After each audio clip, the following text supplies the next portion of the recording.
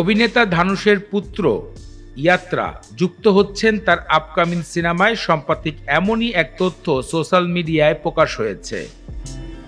দক্ষিণ সিনেমার সুপারস্টার ধানুষ নিজের সৌন্দর্য নয়, নিজের চেহারাও নয়, গুণ, অভিনয় এবং গল্প দিয়ে মাতিয়েছেন দর্শকদের হৃদয়।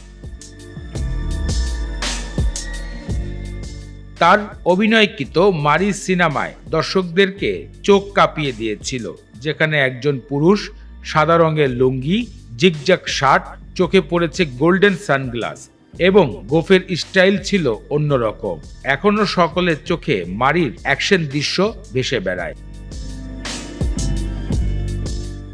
সাম্প্রতিক তার কারা নামক সিনেমার শুটিং শেষ হয়েছে, মুক্তির অপেক্ষায় রয়েছে সিনেমাটি, যেখানে এক ভয়ানক ডাকাতের চরিত্রে হাজির হবেন ধানুষ। সেই সিনেমায় নাকি ধানুষের বড় ছেলে ইয়াত্রা রাজের আবির্ভাব ঘটবে, এমনটাই জানা যাচ্ছে চলচ্চিত্র জগতে। যদিও বা এই বিষয় নিয়ে কথা বলতে চান না তার পিতা দক্ষিণ সুপারস্টার ধানুষ। 2004 সালে রজনীকান্তের বড় মেয়ে ঐশ্বরিয়া কান্তার সাথে বিবাহ বন্ধনে আবদ্ধ হন নভেম্বরের 18 তারিখে। তাদের সংসারে 2006 সালে প্রথম সন্তান ইয়াত্রা রাজের আগমন ঘটে।